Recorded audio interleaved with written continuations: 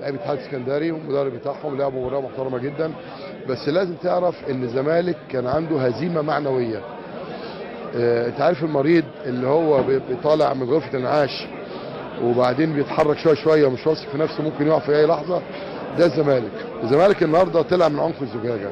لو ربنا وفق ان شاء الله باذن الله وكانت في نتيجه سلبيه للنادي الاهلي بكره، سواء بالتعادل او يعني انا مش عايز ادعي عليهم، لكن حاجه بتقول لو ربنا وفق ان شاء الله ونتيجه سلبيه للاهلي. بالظبط، لانه بص طول ما انا والاهلي بنتنافس مع بعض هو يتمنى لي نتيجه سلبيه وانا بتمنى له نتيجه سلبيه ولا احنا نضحك على بعض، واخد بالك؟ يعني انا اتمنى الاهلي يفوز بكره استحاله طبعا، لكن لو الاهلي بيلعب مع اي فريق تاني خارج مصر بالتاكيد احنا بنشجع النادي الاهلي بالتاكيد يعني، واعتقد برضه الاهلاويه نفس القصه. فولاد اتحاد اسكندريه لعبوا ماتش محترم جدا كبير جدا، وماتش لما يكون متكافئ ان شاء الله باذن الله. في هذه اللحظه بيتم التوقيع المبدئي مع المدرب الاسكتلندي. حضرتك قلت لي كده في مباراه الزمالك واسوان، وقلت لي ان هم كان في جلسه والدنيا معاهم امير واحمد ومحمد زيدان.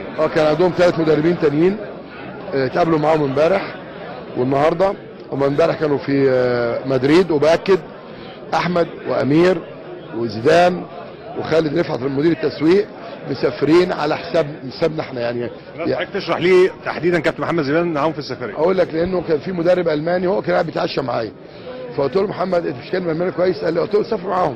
فالراجل مشكورا سافر يعني، بشكره جدا جدا جدا. ومدير التسويق هو خالد رفعت، وطبعا احمد مشرف على الكوره عضو مجلس اداره، وامير ده لبلب في الانجليزي. فهم قابلوا الراجل الانجليزي وبعدين قابلوا الاسكتلندي، والنهارده كان في لقاء مع 2 في اسبانيا، خلصوا ورجعوا لقوا افضل سي لغايه دلوقتي هو المدرب الاسكتلندي. هم دلوقتي قاعدين معاه، هيمضوا معاه 1.5 سنة ان شاء الله، ومعاه مدرب احمال، ومعاه اللي هو بيسموه محلل. ما كانش في نيه لامداد المده اكتر من كده للكابتن محمد صلاح، خاصه ان هو بيقدم نتائج طيبه؟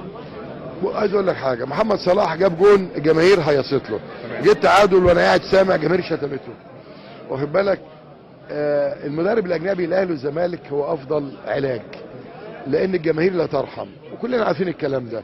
اي مدرب اجنبي بتتحمله، انما المدرب المصري في اول خطا انت ما بتتحملوش. في مدرب اجنبي رحل مع النادي الاهلي ورحل مع نادي الزمالك والجماهير ما تحملتوش وطالبت برحيله سريعا، يعني ما كانش نايب الناديين غير ان هم تكلفوا ماديا اكتر. بص لا ما بكلفش حاجه. الاهلي قلد الزمالك في مشي مدربين، وسموحه عملت كده، كل الانديه قلدت مرتضى منصور في انها بتغير مدربين، انما هي العقده النفسيه مرتضى منصور. تمام؟ انا قلبي قلب اسد، انا مدير فني وشفت لاعب قدامي في الملعب بعد 5 دقايق مش قادر يقف هغيره. انا مش هجامل لاعب عشان اديله الثقه في نفسه علشان اضيع فريق بالكامل. انا كده نظامي. انا لما الاقي مدرب مش قادر وهيضيع فريق، النهارده محمد صلاح اتعادل ماتش وكسب ماتشين، يعني خسر 2 نقطتين من كام بونت؟ من 9 بونت. يعني محمد صلاح اعتبر انه جيد جدا، تمام؟ عكس الاخ ميدو اعتقد خسر 7 بونت من 8 بونت، تمام؟ نزيف النقط خلص. انا قلت للولاد وانا عارف متاكد انهم رجاله، لسه هدخل لهم على فكره، متاكد انهم رجاله. الولاد دول ان شاء الله باذن الله ياخدوا دوري وكاس باذن الله، وهي البشاير بتقول كده. مع احترامي طبعا النادي الاهلي نادي كبير ونادي عريق، لكن بقول للجماهير مش ممكن فريقك يتعادل ماتش او يضل الماتش تقلب عليه. وبعدين العيال اللي عامله نفسها رموز، ما عنديش حاجه اسمها رموز. رمز النادي اللي بيدفع للنادي، اللي بيساعد النادي. انا شايف النهارده طفل صغير في المقصوره عنده نفسي تشوفه، عنده 6 سنين 5 سنين، ده صوته كان جايب لوحده زمالك من صوته. الطفل ده عندي بكل الرموز دول. ليه؟ لانه يا ريت الولد الصغير ده يجي اللي هو واخد بالك؟ لان الطفل ده عندي انا احساس، انا زي الولد اللي هو ما كانش بيشوف الكفيف، زي الولد القعيد، واخد بالك؟ زي الطفل اللي عيط السنه اللي فاتت. هم دول الرموز اللي انا افتخر بيهم. انما واحد يطلع يشتم ناديه، واحد يطلع يهد ناديه علشان انت خسرت ماتش ولا ماتشين. طب لو الاهلي بكره ربنا ما اهو الطفل اهو ادي اتفضل يا عم اهو. كنت بيقول ايه بقى؟ انت اسمك ايه؟ ساجي. كنت بتقول ايه وانت في المدرجات؟ بحبك يا زمالك. قول يا جامد، قول يا جامد.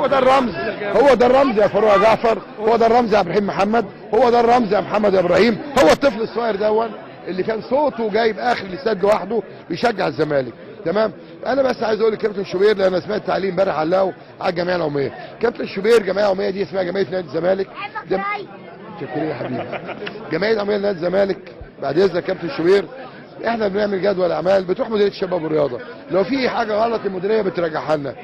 احمد هو معترض على احمد سليمان ومعترض على مصطفى عبد الخالق. اللائحه يا جماعه انا عايز اقول لائحه معطله، فبنرجع للجمعيه العموميه تاني لانهم عادوا على الاستقاله. انا ما اقدرش ارجعهم ولا الوزير يقدر يرجعهم، بنعرض على الجمعيه العموميه. الجمعيه العموميه اللي جايه دي فيها 20,000 25، لو قالوا عايزينهم اهلا وسهلا اتفضلوا، ده بالعكس ده معناه ان روح كويسه جدا.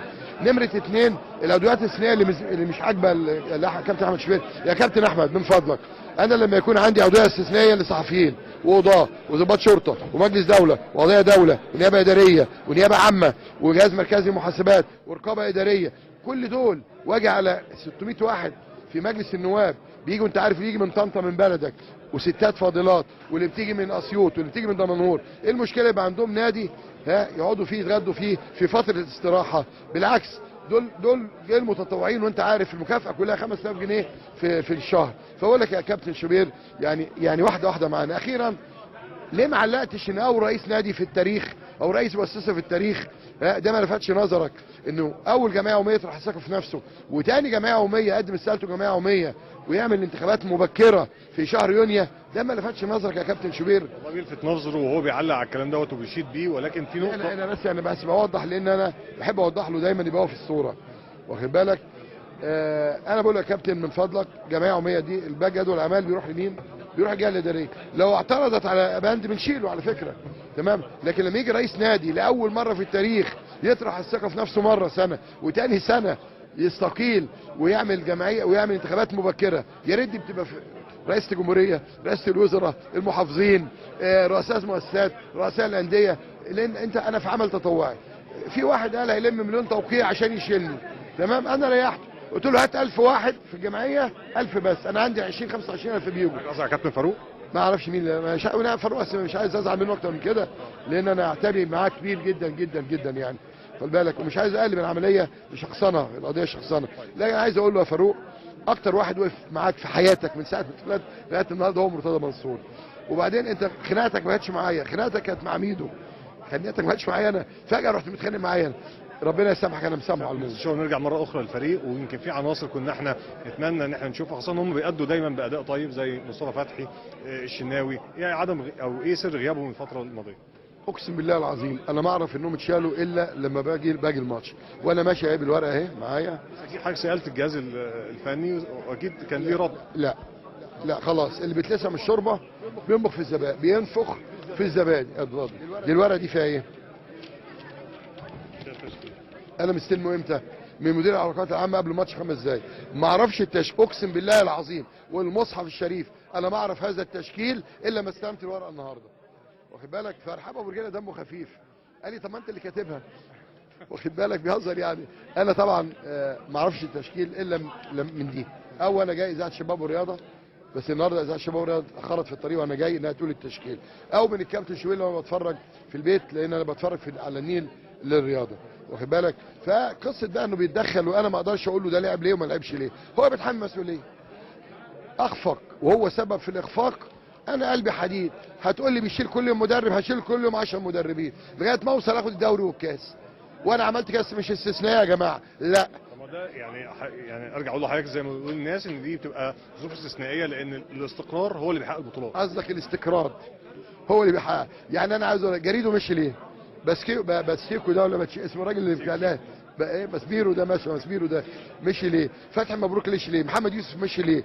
هتلاقي الاهلي ماشيه كتير يا جماعه لغايه ما وهيستقر. وجايب دلوقتي مين؟ عبد الشافي، برغم انه بيكسب هيشيله، تمام؟ معروف كابتن عبد العزيز ان هو جاي فتره مؤقته. يا فندم مفيش فتره، بيكسب ولا ما يكسبش؟ كسب الزمالك ولا ما كسبوش؟ كسب السوبر ولا لا؟ بتشيله ليه؟ مظبوط؟ يبقى اذا في سياسه مجلس اداره انا ما اقدرش اتدخل فيها، دي سياسه مجلس اداره لازم نحترمها، وزي ما الجمعيه العموميه بتحاسب. ارجع تاني ااكد انه انا تماما ضد عوده الكابتن احمد سليمان والدكتور مصطفى عبد الخالق لمجلس الاداره، ما ينفعش ناس بقالهم سنه